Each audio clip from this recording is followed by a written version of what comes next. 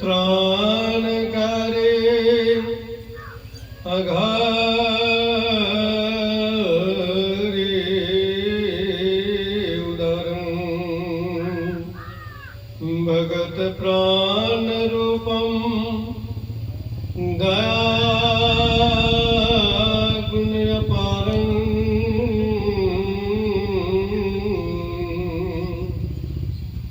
नमो सद्गुरु ज्ञान दाता सुस्वामी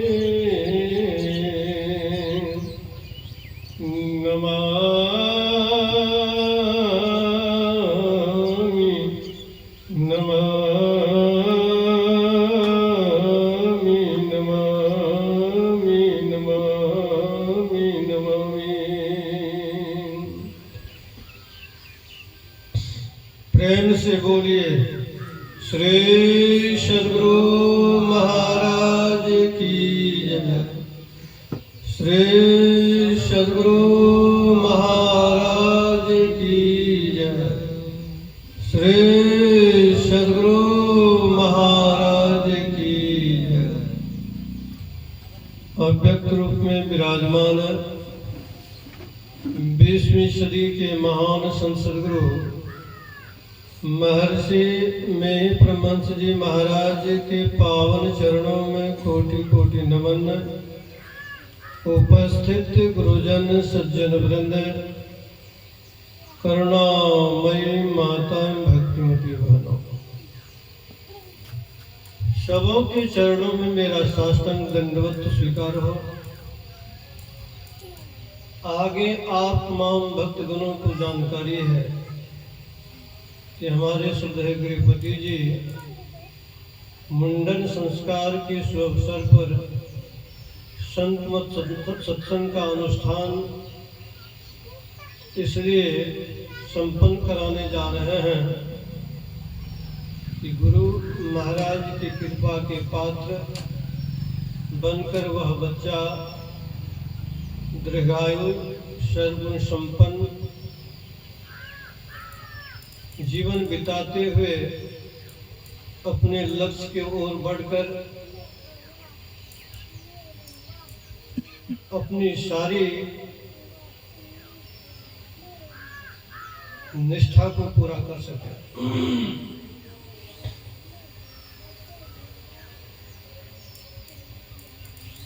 अभी हम लोग संत मत सत्संग में बैठे हुए। सत्संग की बड़ी महिमा गाई गई है, लेकिन समझने के लिए हम लोगों के अंतःकरण में बल की आवश्यकता है। समझ नहीं पाते। सत्संग की रहस्य बड़ी, इसकी महत्ता बहुत ऊंची है, बात बड़ी रहस्यमयी है। इसलिए महापुरुषों ने कहा, लाखों मौनी फिरे लाखों बागंबरी, उर्दमुखी लाखों लो लंगरे, लाखों जल में पड़े लाखों धूरी को छामते, अरे हाँ पलटू जामे राजी राम सो को नहीं जानते। बड़े बड़े त्यागियों, बड़े बड़े तपस्वियों का नाम लेकर के संत पलटूदास जी महाराज कहते हैं, जिस काम के करने से राम राजी हो जाते हैं इसको कोई नहीं जानता। जिस काम के करने से यह जीव दुख के कारागार से मुक्त होकर सुख सिंधु में अपने को पहुंचा सके, इस विषय में कोई नहीं जानता। बात बड़ी रहस्यमयी। क्यों नहीं जानते? नहीं जानने का वजह है, तुलसी साहब कहते हैं, जग बेहोश। हम लोग मोह माया में होश हवास को गंवा चुके हैं। हम लोग यह नहीं जानते हैं कि हम कौन हैं। हम यह नहीं जानते हैं कि हम कहाँ से आए हैं। यह नहीं जानते हैं कि हम कहाँ जाने वाले हैं। यह नहीं जानते हैं कि यह शरीर कैसे मिला, यह भी नहीं जानते हैं कि शरीर का नाश कैसे हो रहा है, यह भी नहीं जानते कि इस दुनिया में हम लोग कब तक रहेंगे। फिर भी अनाड़ी जीव इस शरीर को ही अपना मानकर इसके भरण पोषण में, इसके सुरक्षा में, इसके व्यवस्था में सारी जिंदगी को कुर्बान कर देता है।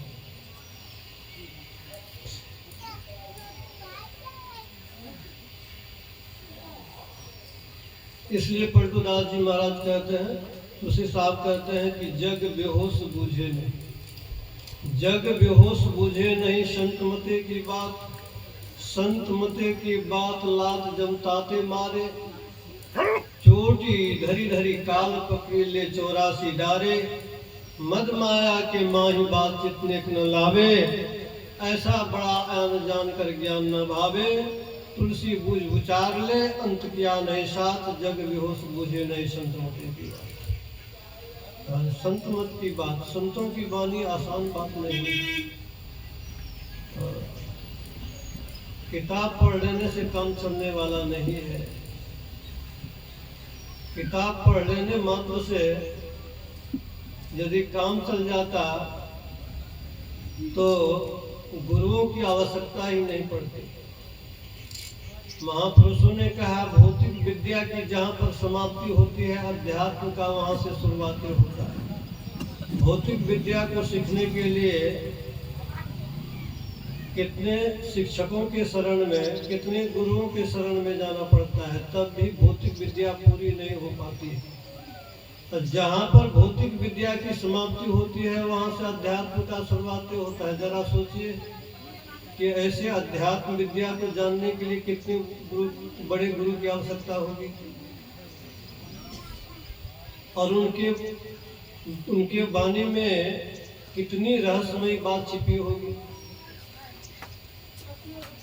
मर्यादा पुरुषोत्तम भगवान श्री राम हनुमान जी से कहते हैं, हे हनुमान, सज्जनों का धर्म सूक्ष्म होता है, वो परम दुर्जय होता है, उसे समझना अत्यंत कठिन होता है। उनकी वाणी सूक्ष्म है, परम दुर्जय है, उसे जीता नहीं जा सकता, उसे समझना अत्यंत कठिन होता है। एक तो कठिन, कठिन में विशेषण लगा दिया है, अत्यंत कठिन, अत्यंत कठिन है। भला पहुंचे हुए गुरु के अभाव में यह जीव उस कठिन विषय को कैसे जानेगा? सत्य क्या है, इस विषय को कैसे जानेगा? हम लोग तो मोटा मोटी सुन लेते हैं कि सत्संग की बड़ी महिमा, बाहर में बैठे हुए हैं, मंच से साधु लोग बैठे हुए हैं, श्रोता लोग नीचे बैठे हुए हैं, इसी को सत्संग समझ लिया, बड़ी महिमा गाई गई। तुलसी साहब कहते हैं, अगम भेद रस रीत न जाने, बहुत सत्संग किया न किया है। यदि तुमने परमात्मा के रहस्य को, महिमा को, महानता को समझ न सका जीवन में, तो बहुत सत्संग करना नहीं करने के बराबर ही रह गया, कोई लाभ नहीं हुआ। इसलिए संत सद्गुरु के तलाश की जरूरी है। केवल तलाश करने से काम नहीं चलेगा, उनके कृपा पात्र बनना पड़ेगा, कृपा करने लायक अपने को बनाना पड़ेगा। जैसे अभी सुन रहे थे, गोविंद पाद जी महाराज वर्षों से समाधिस्थ थे, हजारों लोग उनके दर्शन के इंतजार में बैठे थे, और 8 वर्ष के बालक शंकराचार्य जी महाराज पहुंचते हैं और गुहार लगाते हैं कि सरकार समाधि को तोड़िए और मुझे दर्शन दीजिए, केवल दर्शन ही नहीं दीजिए, ईश्वर तक जाने के मार्ग का सदयुक्ति भी बता दीजिए। गोविंद पाद उन्हें हृदय से लगा देते। हजारों लोगों को बड़ी हैरत होती है कि वर्षों से मैं इंतजार कर रहा था, हम लोग इंतजार कर रहे थे, फिर भी समाधि नहीं टूट रही थी, और ये 8 वर्ष के बालक जैसे पधारते हैं वैसे समाधि भंग करते हुए हृदय से लगा रहे हैं बालक को। गोविंद पाद जी महाराज से पूछा गया कि आप पक्षपात क्यों करते हैं, कितने लोगों को ठुकरा करके एक बालक को आप गला लगा रहे हो समाधि को भंग करके। गोविंद पाद जी महाराज ने कहा तुम हजारों की संख्या में जो वर्षों से इंतजार हो, तुम लोग झूठा व्यक्ति हो। तुम लोग संसार को चाहने वाले हो, सत्य की खोज तुम्हारे अंदर में नहीं है। भले यह बालक 8 वर्ष के उम्र का है, लेकिन यह सच्चा खोजी है, सत्य को खोजने वाला है। इसलिए इसके लिए मैं कुछ भी कर सकता हूँ। मैं अपने आप को भी दे सकता हूँ, सारे ब्रह्मांड को मैं दे सकता हूँ। हमारे पूज्यपाद मोतीलाल जी महाराज कहते थे कि दुनिया में जो बहुत कुछ पाना चाहता है उसको कुछ भी नहीं मिलता है, और जो सब कुछ को छोड़ करके केवल ईश्वर को चाहता है तो उसको सब कुछ मिलते हुए अंतिम में ईश्वर भी मिल जाता है। संसार का तमाम चीज मिलेगा और अंतिम में ईश्वर भी मिलेगा। हाँ, ईश्वर को छोड़ करके केवल दुनिया को चाहेगा तो तत्काल तुमको एहसास होगा कि दुनिया मिल रही है, लेकिन मिलते मिलते वह मिलेगा नहीं, वह छूट जाएगा। और न धोबी का कुत्ता, न इधर का, न घर का, न घाट का रहेगा। न इधर मिला न उधर मिला, दोनों से आपसा, दोनों तरफ से खत्म। वही हाल है दुनिया के लोगों की। न दुनिया के तरफ रहता है, न परमात्मा के तरफ रहता है। रोते हुए दुनिया से विदा होता है, प्यासे दुनिया से विदा होता है, सिर धुनते हुए दुनिया से विदा होता है।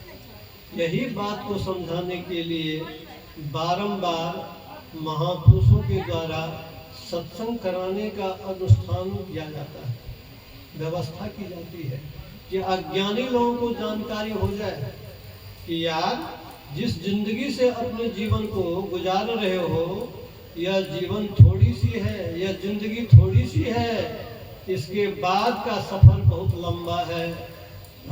थोड़े काल का जीवन कष्ट तो जीवन में बर्दाश्त नहीं होता। हाँ, इस मरने के बाद का जो जीवन है उस कष्ट को कैसे बर्दाश्त करोगे? इसलिए हे मानव, तुम इस शरीर में ही सचेत हो जाओ और अपने घर का पता लगा लो। केवल पता ही नहीं लगा कर वहाँ पहुँच जाओ, उसको प्राप्त कर लो जिस घर से तुम्हारा आना हुआ है। सब आदमी जानते हैं कि हम शरीर में रहते हैं, लेकिन शरीर हम नहीं है। सब आदमी जानते हैं शरीर में रहने वाले हम हैं, लेकिन शरीर हम नहीं है। केवल शरीर की हिफाजत हो रही है, केवल शरीर को भोजन दिया जा रहा है, केवल शरीर की सुरक्षा की जा रही है, लेकिन शरीर में रहने वाले की कोई व्यवस्था नहीं हो रही है। इसका कहीं डंका नहीं बज रहा है, इसके विषय में कहीं कुछ बात नहीं बताई जा रही है। यही समझाने के लिए परमात्मा ही संत के रूप में आता है। कबीर साहब की वाणी में है, वाघर की सुधि कोई न बतावे, जा घर से जीवे आया हो। वाघर की सुधि कोई न बतावे, जा घर से जीवे आया हो। धरती आकाश पवन नहीं पानी, नहीं तब आदि माया हो। धरती आकाश पवन नहीं पानी, नहीं तब आदि माया हो। ब्रह्मा विष्णु महेश्वर नाही, तब जीव कहाँ से आया हो। ब्रह्मा विष्णु महेश्वर नाही, तब जीव कहाँ से आया हो। धरती आकाश पवन पानी भी एक दिन नहीं थे, ब्रह्मा विष्णु महेश आदि देवता भी नहीं थे, तब आप कहाँ पर थे? कैसे आ गए शरीर में? लाने वाला कौन था? कोई पूछे आपसे, लाने वाला कौन? विवेकानंद जी महाराज अमेरिका गए, अमेरिका पहुंचते हैं, जहाज से जैसे उतरते हैं तो एक अमेरिकन ने समझ गया कि भारतीय सन्यासी है। भारत के लोग तो स्वाभाविक दरिद्र होते हैं, तो वहाँ के सन्यासी रहने वाला भला धनिक कैसे हो सकता है? वो तो भिखमंगा ही होगा। पूछा कि मिस्टर कहाँ से आए हो, क्या नाम है, किस देश के वासी हो? तो विवेकानंद जी महाराज तो साधारण पुरुष थे, उन्होंने समझ गए कि मेरे प्रति व्यंग करते जा रहे हैं। स्वामी जी महाराज ने उनसे पूछा कि तुम्हारा जो प्रश्न है उसका जवाब तो मैं पीछे दूंगा, पहले तुमसे जो मैं प्रश्न करता हूँ उसका जवाब दो। बोलो तुम किस देश के वासी हो? उन्होंने कहा महाराज इसमें कहने की कोई बात है, मैं यहाँ पर सराय से रहने वाला हूँ, बगल में 5 मंजिला मकान देख रहे हो, ये मेरा मकान। अरे मकान में तुम कब से रहते हो बताओ? का जन्म ही यहाँ हुआ है, तो कहीं से भाग के थोड़े आया है। अरे जन्म से पहले तू कहाँ था? बुद्धि चकरा गया, थोड़ा सोच के कहा कि माता के घर में कब से रह रहा था? चिट्ठी पीटी बंद हो गई। कहा जब तू अपने देश के बारे में, अपने घर के बारे में तू नहीं जानता है, तो भला हमसे तू पूछते हो? हम बता भी देंगे तो तू समझेगा? हम बता भी देंगे तो समझ ना सकेगा। जो अपने देश के बारे में नहीं जानता, भला वो दूसरे देश के बारे में पूछ के क्या जानेगा? सुनो बतलाता हूं। हम लोग जिस देश से आए हैं वहाँ ही धरती आकाश नहीं है, वहाँ पर शत्रु मित्र नहीं है, वहाँ पर भूख प्यास नहीं है, वहाँ पर जन्म मरण नहीं है। महाराज आप में आप अकेला है, आप अपने आप में पूर्ण है, किसी के सहयोग की आवश्यकता नहीं है। वह देश कैसा है, उस देश के बारे में कबीर साहब ने कह दिया, कहो उस देश की बतियां जहाँ होत नहीं दिन रतियां। कहो उस देश की बतियां जहाँ होत नहीं दिन रतियां। नहीं रवि चंद ओ तारा, नहीं उजियारा अंधियारा, नहीं तह पवन ओ पानी, गए वो ही देश जिन जानी। नहीं तह धरनी आकाशा, करे कोई संत तह वासा। वहाँ गम काल की नाही, तहाँ नहीं धूप ओछाही। न जोगी जोग से ध्यावे, न तप से देह जरवावे। सहज में ध्यान से पावे, सुरति का खेल जही आवे। सुहंग में नाद नहीं भाई, न बाजे शंख सहनाई। निअक्षर जाप तब जापे, उठत धुन सुन से आपे। कबीरा कबीरा देश है न्यारा, लखे कोई राम का प्यारा। कबीरा देश है न्यारा, लखे कोई राम का प्यारा। कबीर साहब कहते हैं वहाँ पर काल की पहुँच नहीं, वहाँ पर मृत्यु की पहुँच नहीं है। मृत्यु तो केवल शरीर को मार डालती है, शरीर में रहने वाली आत्मा को मृत्यु मारे यह ताकत मृत्यु में नहीं है। वहां पहुंचने वाले करोड़ों अरबों मृत्यु को रोज पैदा करते हैं और रोज नष्ट भी करते हैं, की ताकत हो जाता है। वहां पर जो पहुंच जाए वो भी उनके पैर के तले में मृत्यु आ जाती है। मृत्यु उनको छू तक नहीं सकती है, मृत्यु उनको स्पर्श तक नहीं कर सकती है। खोखसी श्याम के रहने वाले थे संत शिशु जी महाराज, तो बड़े निराला पुरुष थे, लेकिन गुरु महाराज का आदेश है कि प्रारब्ध का भोग तो भोगना ही पड़ेगा। प्रारब्ध हम लोग जो कर्म करते हैं वह त्रिकुटी माल में जाकर के संचित हो जाता है। कुछ भी करिए, मन से किसी का भलाई करिए या बुराई करिए, तन से या वचन से भी, तो वह जमा रहता है, स्टॉक। हाँ, उसको संचित कहते हैं। उस संचित कर्म में से जिस समय में हम लोग कर्म करते हैं उसी समय में यह बात तय हो जाती है कि उसका फल तुम कब भोगोगे, कहाँ भोगोगे, कैसे भोगोगे, सब निर्धारित हो जाता है उस कंप्यूटर में की ताकत है। तो गुरु महाराज कहा करते थे कि प्रारब्ध का भोग तो भोगना पड़ेगा। तो संत शिशु जी महाराज संत तो थे, लेकिन उनका दोनों किडनी खत्म हो गया, दोनों फेफड़ा खत्म हो गया। डॉक्टरों ने कहा कि आप विशेष काल नहीं खाइए, जब जो दिल चाहे खाइए, परहेज की कोई बात नहीं रह गई है, क्योंकि दुनिया से तो जाना ही, दुनिया का कोई ताकत नहीं है तो बचा ले। चंद समय के आप मेहमान हैं।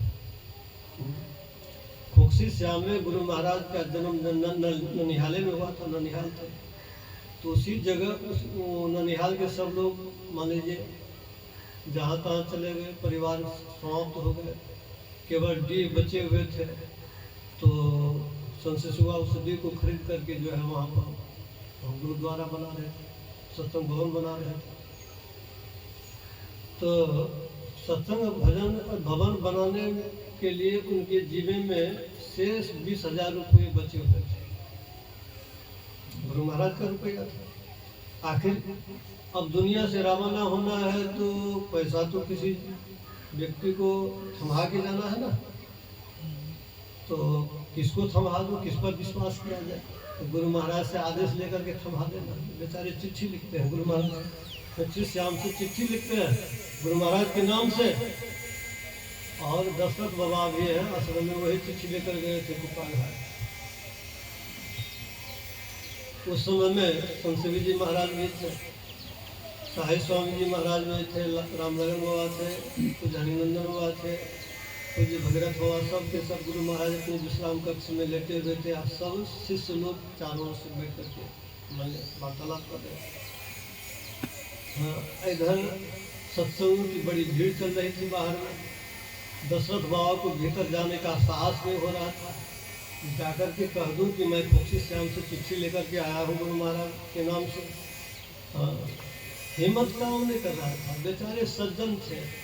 आप सोच रहे थे कि इधर काम नहीं बन रहा है, उधर बिना चिट्ठी दिए चले जाएंगे तो उधर भी डांट फटकार मिलेगा। तो तुमको जिस काम से भेजा था तो पूरा किए बिना तो कैसे लौट के आ गए हो। तो कुप्पा घाट आश्रम में एक गाछ के नीचे बेचारे रो रहे हैं। एक सत्संगी ने पूछा काहे रोते हो जी? समस्या बता दिया कि हम चिट्ठी लेकर के आए गुरु महाराज के नाम से, रोइए मत, हम संपर्क करते हैं।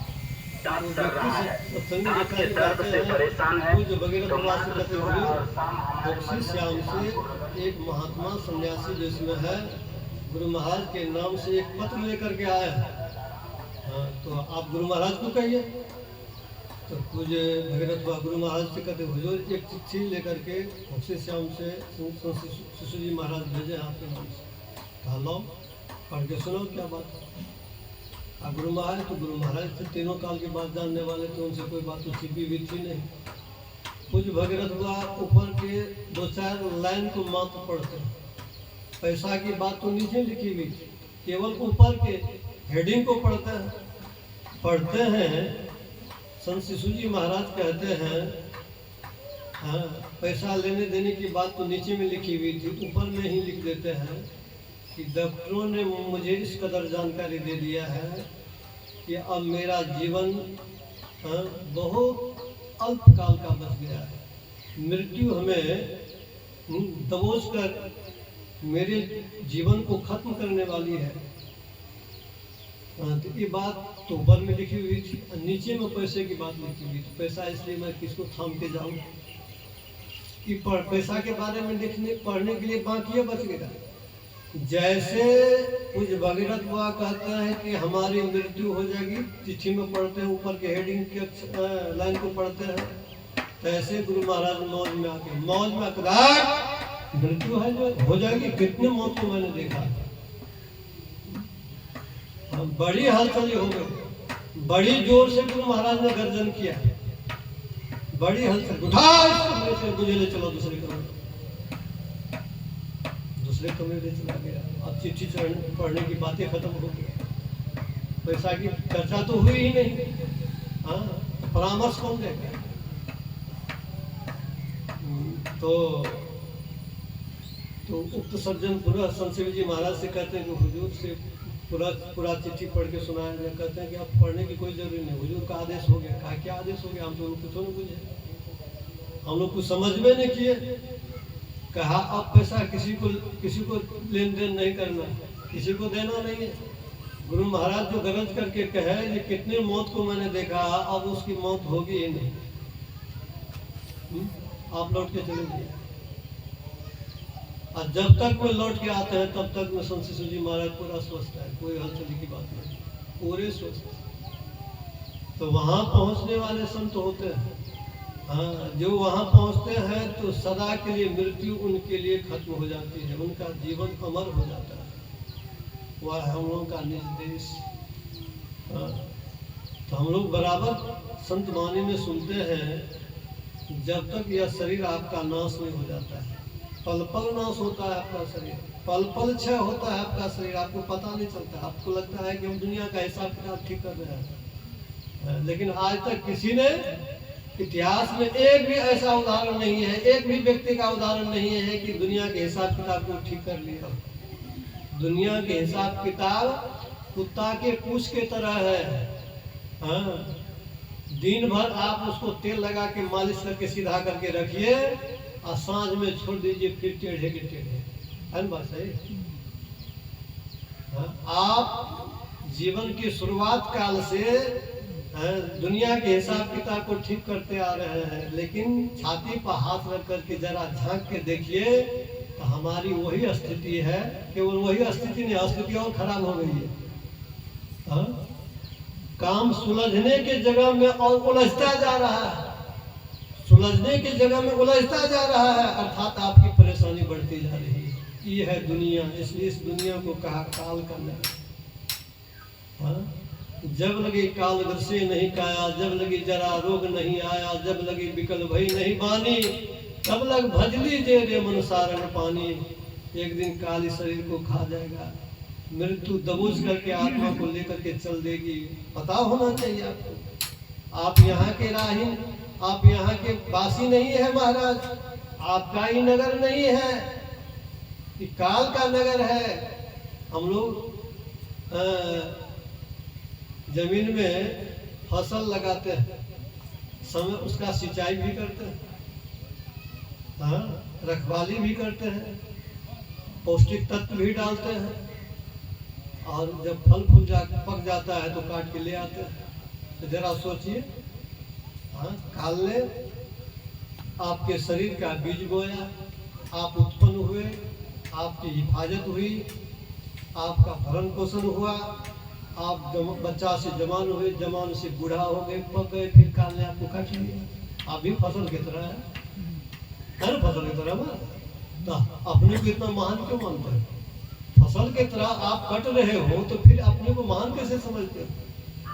हमारे गुरु महाराज कहते हैं, जनली पटोरे प्यारे जग पर देशवा, सुख कचुही मानाही, यह परदेशवा काल को भेषवा, जोरे अवाए दुख पाही। सुधि करो प्यारे आपन देश के, सुधि करो प्यारे आपन देश के, जहाँ कलेश कछो नहीं। अपने देश में कलेश का लेस मात्र भी प्रवेश नहीं है, लेस मात्र भी कलेश नहीं है महाराज। और उसको भूल करके जमराज का आहार बने हुए, खाए खुरा का, पहन पोसा का, जम का पकड़ा पलता है। काल जम जाती तोड़े छाती, उसे क्यों नहीं डरता है? अरे महाराज, वही बाल बच्चा जिसके लिए सारे दो को लगा कर सारी जिंदगी को खत्म कर लिया है, चारों तरफ से घेर करके बैठे रहेगा, बीचे में छाती तोड़ के वो जमराज शरीर से प्राण निकालेगा। याद है? वो बाल बच्चा, पति पत्नी, कोई आपको बचा नहीं सकेगा। वो क्षण बेसी दूर है, सो बात नहीं है, लोगे नजदीके नजदीक है, सबके ललाट पर 2 अक्षर मृत्यु लिखी हुई। तब आप अपने को मतवाला समझते हो। हमारे जैसा कौन? सबकी आयु पूरी हो जाती देखते देखते। कल बच्चा थे, आज जवान हो गए, पराता होते होते बुढ़ा हो गए, पता नहीं चलेगा कि बुढ़ा कैसे हो गया। जरा पीछे झांक के देखिए, आपकी जिंदगी, कहते हैं कि हमारा उम्र 50 बरस हो गया, 60 बरस हो गया, 70 बरस हो गया। अरे कैसे चला गया ये? सपने की तरह चला गया, सबका ऐसे चला जाता है।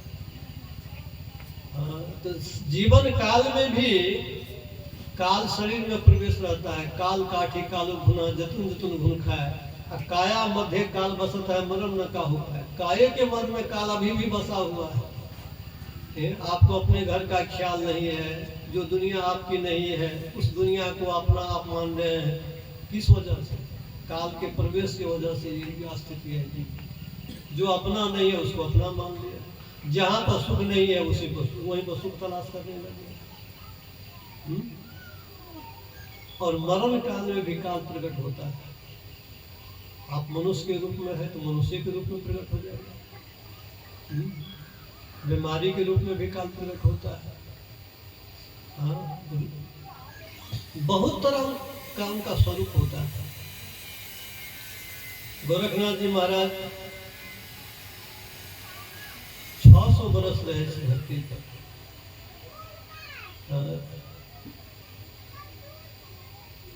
वे काशी में रहते थे और रोज गंगा स्नान करने के लिए जाते थे। वे गंगा स्नान करने के लिए जा रहे थे तो काल 20 वर्ष के युवक का शरीर धारण करके प्रकट हो गया रास्ते में। पीछे से बुलाते हैं कि गोरखनाथ जी महाराज, ये गोरख बाबा जरा रुकिए। अरे क्या बात है, कौन हो, क्यों बुलाते हो? हम काल है। स्पष्ट शब्द कि हम काल है, आपको लेने के लिए हमारे, आपकी आयु पूरी हो रही है। तो काल हो, मुझे लेने के लिए आए हो। तुमको पता होना चाहिए कि हम संत हैं ना। पता होना चाहिए तुमको कि संतों के ऊपर काल का प्रभाव नहीं पड़ता है। पता होना चाहिए काल तुमको कि तुम संतों का बाल बाका नहीं कर सकते। कहा नहीं नहीं, सो बात नहीं है। कोई भी हो, राजा हो, रंक हो, फकीर हो, कोई हो, जैसे आयु पूरी होती है तत्काल उसे मैं मार डालता हूँ। गोरखनाथ जी महाराज ने उसे समझाने का प्रयास किया। कहा काल सुनो, तुम उसी को मार सकते हो जो तुम्हारे राज के घेरे के अंदर रहता हो। जो तुम्हारे राज के घेरे से बाहर हो गया है, भला तुम उस पर कैसे अपना प्रभाव डालोगे? वह घेरा शरीर के अंदर ही है। आंख से नीचे 9 द्वार है। आंख के 2 द्वार है, कान के 2 द्वार है, नाक के 2 द्वार है, मुंह है मलमूत्र विसर्जन करने का। इन 9 द्वार में हम तमाम दुनिया के लोगों का डेरा 24 घंटा रहता है। और 9 द्वार में क्या क्या है? आंख में खिंची है, नाक में नेटा है, मुंह में खखार है, नीचे के 9 द्वार में मलमूत्र भरा हुआ। इसी नरक में सब जीव रहता है। पूछिए अपने से, आप कहाँ रहते हैं? शंकराचार्य जी महाराज से पूछा गया कि नरक क्या है? कहा नरक जो और होगा, सूक्ष्म लोक में तो अलग नरक है, मरने के बाद जाता है। लेकिन तत्काल यदि नरक देखना चाहते हैं तो शरीर नरक है। हमारे गुरु महाराज अपनी वाणी में कहते हैं, तन नाम द्वार हो रामा, यति मलिन हो त्यागी चढ़ू दसम दुआरे, सुख पाउर भाई। त्यागी चढ़ू दसम दुआरे, सुख पाउर भाई। भज भाई गुरु गुरु, गुरु रूप ध्यान धरु। बिंदु निरेखो सुख देखो रे भाई, सन्मुख बिंदु निरेखो सुख देखो रे भाई। जैसे आप शरीर में रहने वाले हैं, आप आंख से देखते हैं, कान से सुनते हैं, ऐसी बात तो नहीं है कि देखने वाला अलग है शरीर में, सुनने वाला अलग है। और जी से स्वाद लेते हैं, चमड़ा से स्पर्श करते हैं, मन से मनन करते हैं, बुद्धि से विचार करते हैं, हर बात ये सारा जंत्र है इस दुनिया को जानने के लिए महाराज। ये जंत्र, हाँ आप ये जंत्र नहीं है, आप आंख नहीं है, आंख से आप देखते हैं, ये जंत्र लगा हुआ है। कान से सुनते हैं, सुनने का जंत्र लगा हुआ है आपके शरीर में। आप इस दुनिया से संकर संबंध स्थापित करने के लिए, इस दुनिया को जानने के लिए मालिक ने इस शरीर में जंत्र लगा दिया है। लेकिन आप जंत्र को समझ रहे हैं कि ये हम है, कि मेरा है। ये तो कहते हैं कि मेरी आंख है, मेरा कान है, लेकिन आप कौन है? आपसे कोई पूछे कि आप कौन है, क्या कहिएगा? तो ये 9 द्वार जो है ये काल का नगर है। ये 9 द्वार से टपने का रास्ता है महाराज। जब इस 9 द्वार से तुम टप जाओगे, कि 9 द्वार में रह करके यदि तुमको दुख होता है तो 9 द्वार से टप जाओगे तब सुख मिलेगा। तो कैसे मिलेगा? तो गुरु महाराज कहते हैं भजन करो। हाँ, भजन करने का केवल तरीका नहीं, ज्ञान भी चाहिए, युक्ति के साथ साथ ज्ञान चाहिए। हाँ, प्रभु से तो परिचय, प्रभु से तो प्रीति नहीं है, ज्ञान से तो परिचय नहीं। हाँ, सुंदर कहत अंधरा ने जो बाजार लूटियो है। अंधरा आदमी को दूसरा आंख वाले लूट लेगा, लेकिन अंधरा दूसरे को कैसे लूटेगा? लूटेगा। ज्ञान की जरूरी है। हम लोग मंदिर में जाते हैं, भोला बाबा के मंदिर में पूजने जाते हैं, लेकिन भोला बाबा का क्या स्वरूप है ये पता नहीं है, पूजा कैसे होती है ये पता नहीं है। अरे महाराज बेल पत्र चढ़ाते हो, जल चढ़ाते हो, फल चढ़ाते हो, मिष्ठान चढ़ाते हो। हाँ, ये सब तो बाहरी बात इस कदर है। जैसे विद्यार्थी को एक भी अक्षर का ज्ञान नहीं रहता है तो कहते हैं अरे महाराज वो लिखने के लिए नहीं आता है तो हाथ स्लेट पर रखो, आप पेंसिल को ऐसे उंगली में घुमाओ, तब तुम वो सीख लोगे। यह तो आरंभिक थोड़ी से मन को मोड़ने के लिए है, कि सच्ची पूजा नहीं है। उसके लिए ज्ञान चाहिए। कहते हैं क्या मंदिर क्या तीर्थ क्या गंगा की धार करे, और जो मन ही अंधा हो बैठे है तो ईश्वर क्या उद्धार करे। तुमको यदि ईश्वर का ज्ञान नहीं है, तुम अंधा बने हुए हो, तो भला तुम्हारा ईश्वर कैसे उद्धार करेगा? तो तुम्हारी आंख खुलेगी जब तुम 9 द्वार से सिमट करके 10वें द्वार में जाओगे, तुम्हारी दिव्य दृष्टि खुल जाएगी। दिव्य दृष्टि से केवल तुम दिव्य लोक को देखोगे, देवलोक को देखोगे, सूक्ष्म लोक को देखोगे, लेकिन वहां भी तुमको ईश्वर का दर्शन नहीं होगा, उससे और आगे जाना पड़ेगा। जब आपके आत्म दृष्टि खुल जाएगी तो वहां जाकर के तुम देखोगे कि जो हम है वही ईश्वर है, जो ईश्वर है वही हम है, दोनों में कोई भेद नहीं रह जाता है, एकम एक हो जाता है। उनके लिए कोई भगवान अलग नहीं होता है, वो निरंतर अहम ब्रह्मास्मि का बोध करता है कि मैं ही ब्रह्म हूँ, इसके अलावा कोई वहां पर द्वैत है नहीं। तो वही बात काल को समझाते हैं गोरखनाथ जी महाराज। कहते हैं जो 9 द्वार में रहता है उसको केवल तुम पकड़ के ले जा सकते हो, जो 9 द्वार को पार कर लिया है एक काल पकड़ने का तुम में दम नहीं है, कैसे पकड़ेगा तुम? फिर भी काल बड़ा हठी है। उन्होंने कहा उठत मारू बैठत मारू मारू जागा सोता, 3 लोक में राज हमारा तब कहाँ रहेगा गोरख दूता। 3 लोक में मेरा राज है, भाग के कहाँ जाओगे? हम मार डालेंगे। सुंदरदास जी महाराज की वाणी में है, सबको ऐसे कहे काल हम काटा ना। अरे रुखा सुखा खा करके 32 प्रकार का 56 प्रकार का व्यंजन खा करके समय तो बीतता जा रहा है। हाँ, तो लोग कहते हैं कि अरे हम किसी तरह काल को काट रहे। अरे काल को तू क्या काटेगा?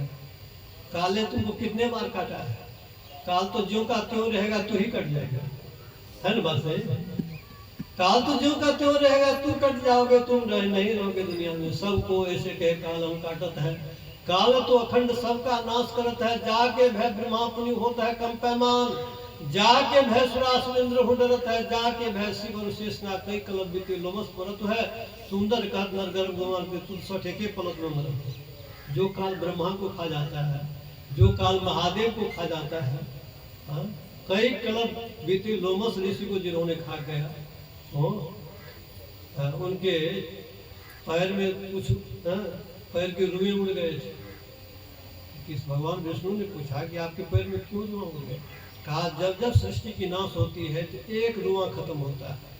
जितने रुए बने खत्म हुए मेरे शरीर में, उतने बार मैं ब्रह्मांड को बनते और बिगड़ते देखा, दुनिया को बनते बिगड़ते देखा। विचार कर, इतनी लंबी आयु रखने वाले लोमस ऋषि को भी काल खा लेता है।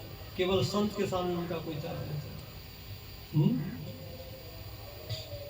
तो कहा चाहे जिस भी स्थिति में हो मैं उसको मार डालता हूँ, काल ने कहा। तो गोरखनाथ जी महाराज ने कहा तुम मारेगा तो कैसे हो? उठत सुमरू बैठत सुमरू सुमरू जागत सोता, और 3 लोग से रहो न्यारा तब कहा हूँ गोरख अवधूता। 3 लोग से परे हमारी पहुंच हो चुकी है, उसके सीमा के अंदर रहने वाले को न तुम मारोगे, उससे परे हमारी गति है, कैसे पकड़ोगे बताओ? कबीर साहब अपनी वाणी में कहते हैं पंछी के खोज मीन के मार्ग, ढूंढे न कोई पाया हो। जाल डार का करिहो धीमर, बिन तो हो गयो पानी हो। जाल डार का करिहो धीमर, बिन तो हो गयो पानी हो। यदि मछली पानी में मछली नहीं रह करके वह पानी बन जाए तो मल्लाह के जल में वो मछली फंसेगी कि बताइए? उसी तरह से यह जीव शरीर में रह करके जीव अपनी जीवता को नष्ट करके परम सत्ता में जो विलीन कर लेता है, भला वह काल के जाल में कैसे फंसेगा? हाँ? लेकिन काल ने कहा गोरख तुम मेरे पराक्रम को नहीं जानते हो।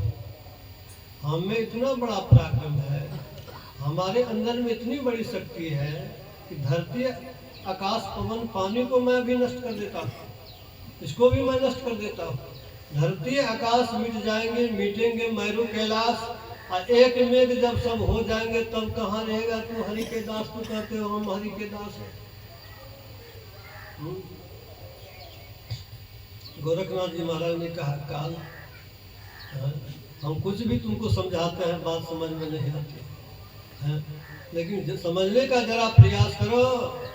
अरे धरती आकाश मिट जाएंगे बात सही है, ब्रह्मा विष्णु महेश को भी तुम मिटा देते हो। धरती आकाश मिट जाएंगे, मिटेंगे मैरू कैलाश, और एक मेघ जब सब हो जाएंगे तब कहाँ रहेंगे? हरि में रहेंगे, हरि के दास।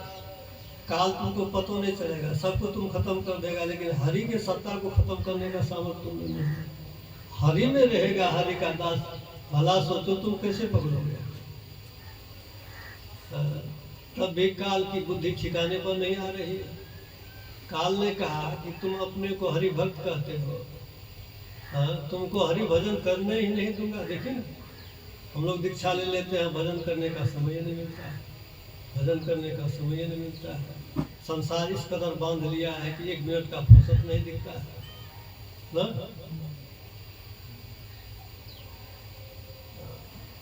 कबीर साहब कहते हैं माया से, काल से कि नंदी तूने जुल्म कैले, नंदी तूने जुल्म कैले, बिन धरती के बगिया लगौले, बिन धरती के बगिया लगौले, बिन फूल भमराल भोले नदिया, जुल्म तूने कैले। जितने आदमी बैठे हुए हैं सब जानते हैं, कोई किसी का नहीं जानते हैं, सब आदमी अकेले जाना पड़ेगा। तो लोग कौन चीज का लग गया है? जब अकेले जाना है, सुइया भी लेकर के नहीं चलना है, तो दिन रात जो परेशान रहते हैं, 1 मिनट का फुर्सत नहीं होता है, कौन चीज का लोभ लग गया? बिना फूले के भमरा को लोग पैदा करते हैं। कबीर साहब कहते हैं भमरा को जो फूल दिखता है तब ना लोभ पैदा होता है।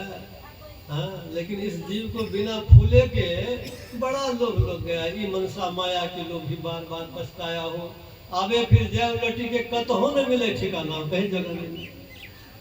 बिन बिन फूल भमरा लोभोल नदिया, जुल्म तून कैल है।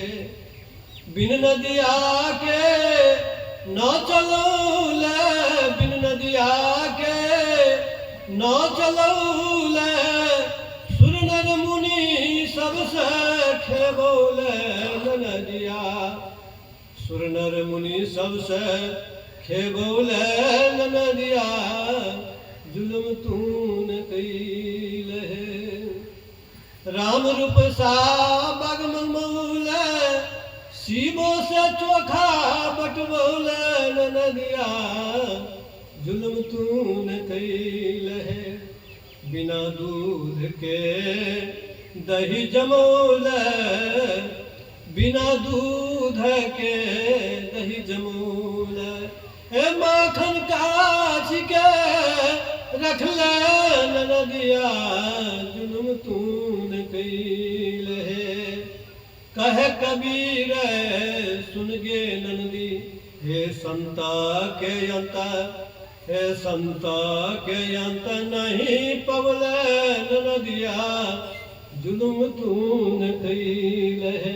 हे संता के अंत नहीं पवल नदिया, जुल्म तून कैल है।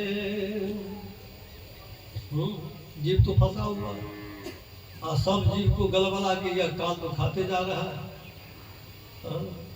बांध बांध करके रख को आगे के रास्ता दिखाई ही नहीं देने देता है।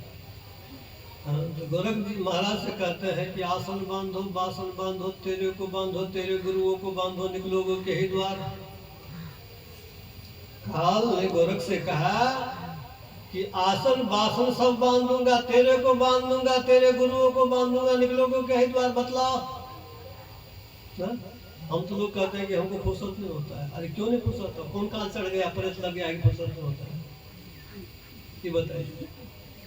जब तू दुनिया में नहीं था तो जिस काम का तू गुलाम बन गया है, ये काम कहाँ पर रखा हुआ था? जब दुनिया से तू चला जाएगा तभी काम कहाँ जाके बेचारा आराम करेगा? ये बताइए।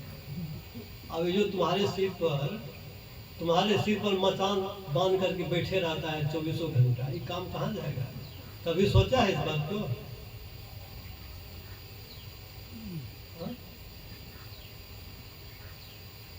गोरखनाथ जी महाराज ने कहा, एक काल सुनो, बात समझ में तुमको नहीं आ रही। मेरा आसन मुक्ता, बासन मुक्ता, मैं भी मुक्ता, मेरा गुरु मुक्ता, निकलूंगा 10वें द्वार, तुमको पता नहीं चलेगा।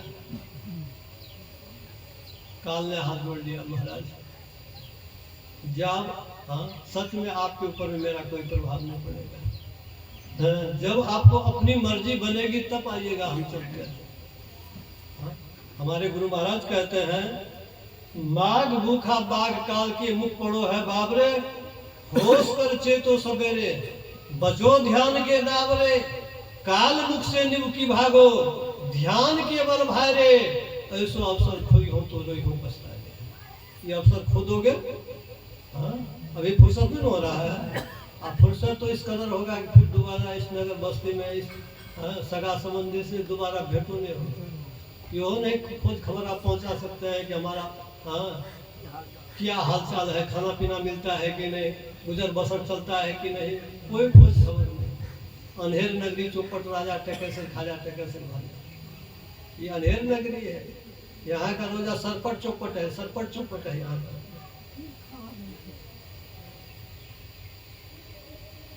इसी बात को समझाने के लिए, ये बात नहीं कि मनोरंजन के लिए सत्संग है। महात्मा लोग आ गए, गायक लोग आ गए, बड़ा मनोरंजन दिया। एक प्रदर्शनी के लिए, मनोरंजन के लिए नहीं है महाराज जी। कुछ ऐसे अज्ञानी लोग हैं, वो कहते हैं कि सत्संग में जाएगा काम छोड़ देंगे, पेट भर देगा सत्संग। अरे महाराज, यही बात समझ में नहीं है। जो पेट भरने वाला है उसी के लिए आदमी तू जा रहे हो। याद नहीं करोगे तो जो भी मिला है, शरीर मिला है, परिवार मिला है, सब तुम्हारा छीना चला जाएगा, और इस कदर छीना चला जाएगा कि दोबारा मिलना नहीं करेगा। और सबका परवरिश वही करता है, आगे भी वही करेगा। उससे जितना दूर भागोगे उतना दुख का पहाड़ तुम्हारे सिर पर गिरेगा, जितना नजदीक जाओगे दुख का समाधान होता चला जाएगा। सीधी बात है, मामूली बात ही नहीं,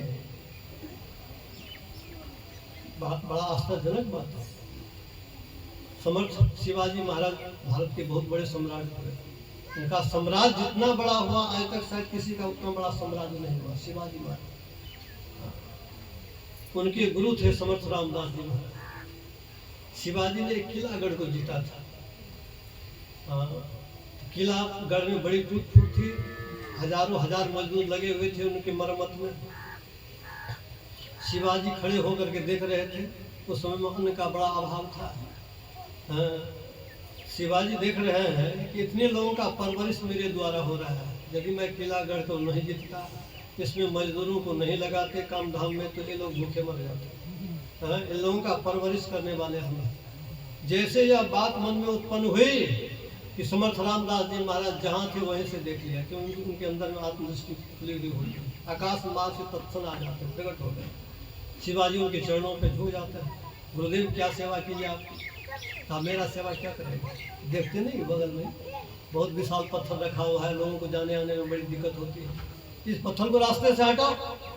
पत्थर बड़ा वजन का था। पत्थर तस-मस में हो रहा था। समर्थ रामदास जी महाराज ने कहा पत्थर बहुत ज्यादा वजन का है, टसमस नहीं हो रहा है, तो आरी से चीरो इसको, 2 टुक हो जाए, 4 टुक हो जाए, तब तो हल्का बनेगा, तब तो रास्ते से हटा पाओगे। जैसे पत्थर को चीरा गया तो पत्थर के बीच में खोडर था, और खोडर में जल भरा हुआ था। जल तो बह गया, उसमें एक मेढकवा भी रहता था। मेढक वह छलांग मारता हुआ वहां से भाग निकला। जैसे उन्होंने छलांग लगाया, समर्थ रामदास जी महाराज कहते वाह शिवा वाह, इस मेढक को भी तू ही भोजन देता है। भोजन की कोई बात, भोजन के बारे में तो केवल शिवाजी सोचे थे, उसकी कोई वार्तालाप नहीं हुई। लेकिन जैसे पत्थर को चिरा गया और पत्थर से में जो खोडर में जो जल भरा हुआ था, उस जल से कुदता हुआ जो मेढक वहां से भाग निकला, तो समर्थ रामदास जी महाराज कहते हैं वाह शिवा, इस मेढक को भी तू भोजन देते। शिवाजी महाराज को बात समझ में आ गई, इस चरण पकड़ लेते, कहते नहीं सरकार, सबको भोजन देने वाला परम पिता परमेश्वर। हम लोग भी समझते हैं कि हम अपना भोजन हम अपने से व्यवस्था करते हैं। हम ये भी समझते हैं कि मेरे परिवार 5 है 10 है, उसका परवरिश हमरे द्वारा हो रहा है। इसी का नाम है मूर्खता।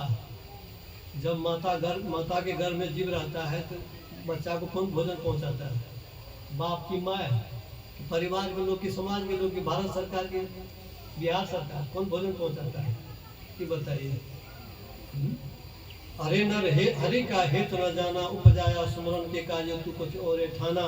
घर माँ ही रक्षा के लिए वहाँ खाने को देना, वहाँ खाना देने वाला वही था। हमारे धनिकलाल बाबू कहते हैं नली लगा रहता है नाली से। अरे नली लगा रहता है, नली लगाने का वो कलाकारी किसने उसमें बनाया है? कौन कलाकार बनाया है? कलाकार कौन किया है? वहाँ पर नाभि को सेट किया है। और नाभि यदि सड़ गया तो भोजन कैसे पहुँचेगा? नाभि यदि सड़ जाए तो भोजन कैसे पहुँचेगा महाराज? जब दांत में थे तब दूध दियो, है ना बात सही? जब आपने जन्म लिया तो उससे पहले माँ के शरीर में दूध नहीं था, है ना बात? जब दांत में तब दूध दियो, आज दांत दिए तो अन्न दिए ना। पशु पक्षी खेती बाड़ी है, व्यापार बिजनेस नौकरी चाकरी क्यों? सिला लोढ़ी हाड़ी देखती, जब ये सब भी उसको नहीं है तो उसका गुजर बसर कैसे चलता है? आंख से देखते हैं विश्वास नहीं होता है, पशु पक्षी सबकी सुधि ले तो तेरी भी लई है। जान को देत अजान को देत जहान को देत वो तो को भी दई है। रे मन मूर्ख सोच करे क्यों सोच किए कछु हाथ में। ध्रुव जब जंगल गए थे तो माँ बाप साथ में थे, समाज के लोग साथ में थे। स्वावलंबी बने रहने के लिए कोई खेती बाड़ी व्यापार बिजनेस नौकरी चाकरी थी, ये बताइए। केवल एक ईश्वर पर अचल विश्वास था। वही बात हमारे गुरु महाराज कहते हैं, एक सर्वेश्वर पर अचल विश्वास करो, पूर्ण भरोसा करो, उनकी प्राप्ति अपने अंदर में होगी, इसका दृढ़ निश्चय रखो, है ना। अरे ज्ञान बड़ा गंभीर है। बड़े बड़े तपस्वी त्यागी ध्यानी इस बात को समझ नहीं पाते हैं। जनरल लोग कैसे समझेंगे? हाँ? बात इतना गंभीर है कि अब मान लीजिए हम सन्यासी बन गए तो हमको देखना चाहिए कि नहीं चाहिए? जजमान चाहिए। जजमान को खुश रखेंगे तब न समय पर पवंदा निकाल के देगा वो। अरे नोट का गड्डी तब निकाल के देगा वो, है ना बात सही? जगत भगत कछु नहीं बीच में रही गए, जो अधमरा सांप के हो और न भय, बेच बेच हरि नाम दाम ले ले धरे। अरे हाँ पर तू तनिक न बूझे बात फकीरी क्या करे। फकीरी अलग चीज है, रुपया पैसा अलग चीज है, मान प्रतिष्ठा अलग चीज है। हाँ? जो भगवान से दोस्ती करने वाला है वो रुपया पैसा से, जगह से, हाँ, धन दौलत से, मित्र से, सगे संबंधी से दोस्ती नहीं करेगा। जब भी दोस्ती करेगा तो परमात्मा से वह दोस्ती करेगा। भगवान श्री राम ने कहा, मोर दास कहे न आशा करे तो कहो कहा। दास हमारा है, आस करता है दूसरे का, हाँ? तो वह कहाँ तक मेरा भक्त है? कबीर जब को क्या कहूँ भव बूढ़े दास, अपार ब्रह्मपति छोड़ के करे मनुष्य की आस। जो मनुष्य की आशा करता है वो संसार में डूब जाता है, 84 लाख दुनिया में चला जाता है। पलटूदास जी महाराज कहते हैं, साहब के दास कहा यारो जगत की आस न राखिए जी। समर्थ स्वामी को जब पाया तो जगत से दिन न भाखिए जी। साहब के घर में कौन कमी किस बात से अंत्य आंखें जी। पलटू जो सुख लाग पड़े वह नाम सुधारस साखिए जी। जब ऐसा भाव बन जाता है, एकमात्र उनके लिए एक परमात्मा है। अनन्य चेता सत्वम यो माम स्मृति नित्यः तस्याहं सर्वा पार्थस्य योगिना। ये अर्जुन किस मनुष्य की ऐसी भावना बन जाती है कि ईश्वर के अलावा अन्य कुछ नहीं है, केवल एकमात्र ईश्वर है।